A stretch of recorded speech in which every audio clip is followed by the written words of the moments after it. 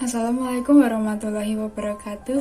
Halo teman-teman semuanya, kami dari kelompok 1 akan mempresentasikan sifat-sifat matematika ekonomi yang dipresentasikan oleh saya, Femindia Alvita Prihanani, dan rekan saya, Anastasia Nursifa Yuniar. Yang pertama, apa sih perbedaannya matematika ekonomi dan juga matematika murni? Matematika ekonomi ialah di mana variabel yang digunakan itu P yaitu price, C yaitu cost, dan Q yaitu quantity. Sedangkan matematika murni ialah di mana variabel yang digunakan X, Y, dan juga Z. Baik, yang selanjutnya ekonometrika.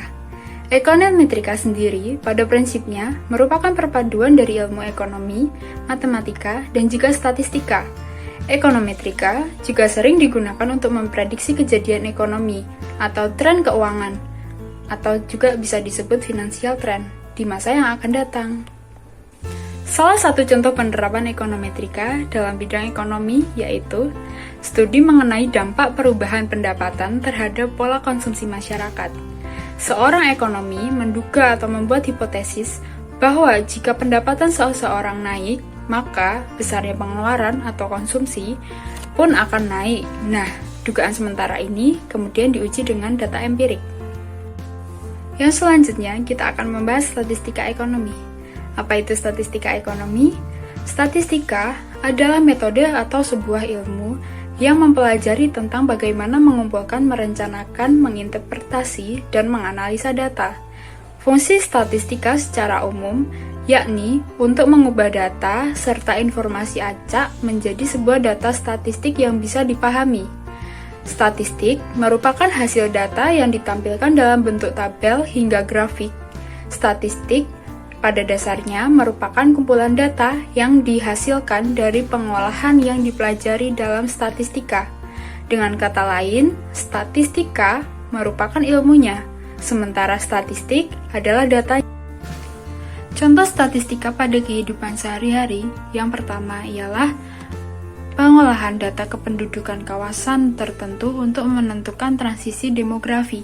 Yang kedua, menemukan median usia penduduk pada suatu desa. Yang ketiga, prediksi penduduk di masa depan dengan memanfaatkan proyeksi penduduk aritmatik.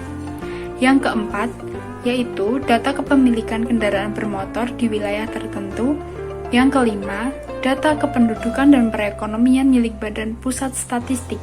Yang keenam, data belanja daerah dan anggaran pemerintah daerah milik Kementerian Keuangan atau DPJK. Statistika diklasifikasikan menjadi dua, yaitu yang pertama yang akan saya jelaskan, A. Statistik deskriptif, yaitu statistika deskriptif merupakan bidang ilmu statistika yang mempelajari cara-cara pengumpulan, penyusunan, dan penyajian data suatu penelitian. Statistik deskriptif adalah bagian dari ilmu statistik yang meringkas, menyajikan, dan mendeskripsikan data dalam bentuk yang mudah dibaca, sehingga memberikan informasi tersebut lebih lengkap. Informasi yang diperoleh dari statistika deskriptif ini antara lain ukuran pemusatan data atau mean, median, modus, ukuran penyebaran data, serta kecenderungan suatu gugus data. Salah satu ukuran pemusatan data yang biasa digunakan adalah mean, seperti yang dikatakan Fauzi tahun 2009. Contoh statistika deskriptif ialah tabel, grafik, dan juga diagram.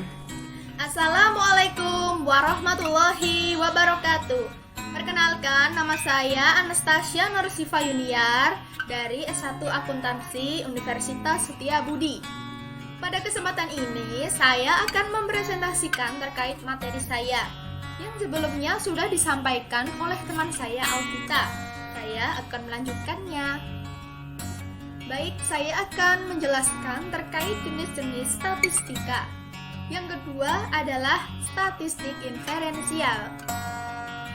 Statistika inferensial merupakan rangkuman seluruh metode yang berhubungan dengan analisis bagian data, kemudian sampai pada peramalan atau penarikan kesimpulan mengenai keseluruhan data induk atau populasi tersebut.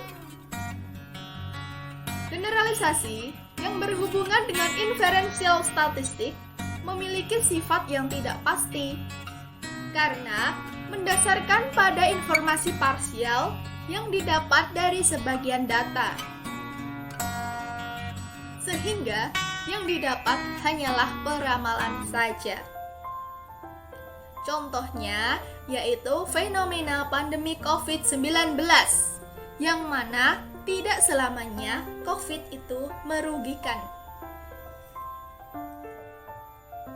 Selanjutnya adalah contoh dari statistika inferensial, bahwa catatan kelulusan selama 5 tahun terakhir pada sebuah sekolah menengah atas menunjukkan bahwa 72% di antara siswa SMA tersebut lulus dengan nilai yang memuaskan.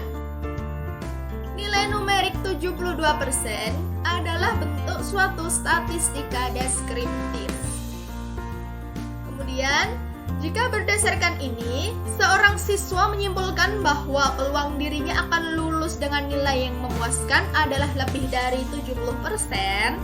Jadi, siswa tersebut telah melakukan inferensial statistika yang tentu saja memiliki sifat yang tidak pasti.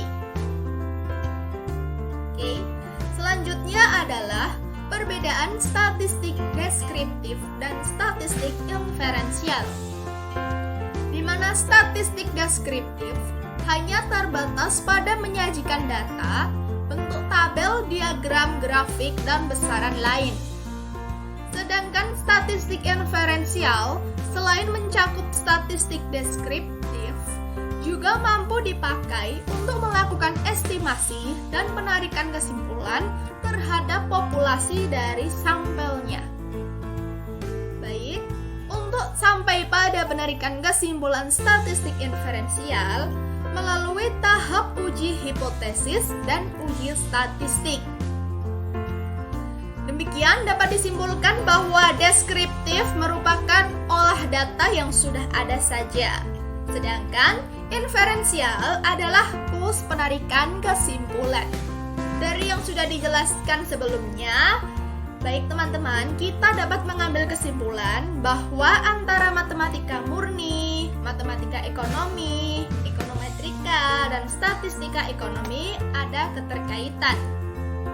Keterkaitannya yaitu persoalan ekonomi dan bisnis yang biasanya dinyatakan dalam model matematika dan dinyatakan dengan fungsi.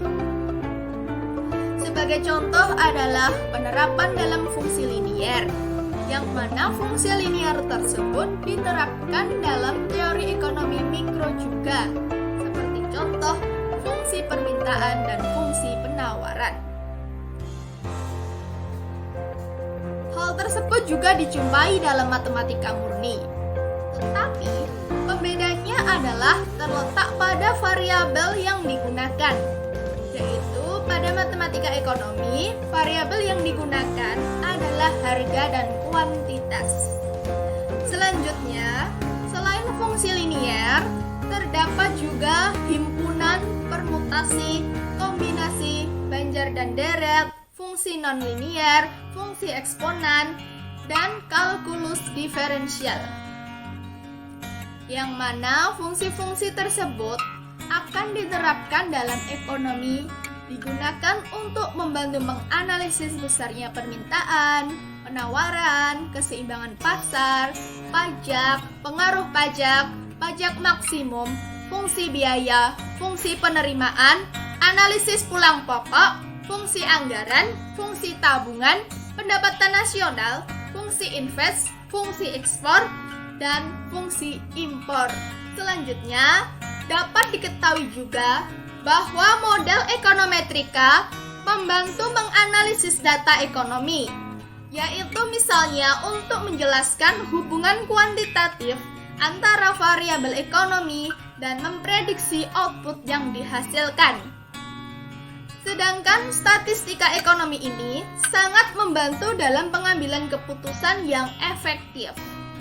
Hal ini sangat berkaitan erat dengan kondisi ekonomi yang akan datang dan upaya apa yang harus dilakukan dari sekarang agar stabilisasi perekonomian tetap terjaga. Dari pernyataan di atas, sudah sangat jelas bahwa keempatnya sangat berkaitan. Baik teman-teman semua, demikian presentasi dari kelompok kami. Kurang lebihnya kami mohon maaf. Terima kasih. Wassalamualaikum warahmatullahi wabarakatuh.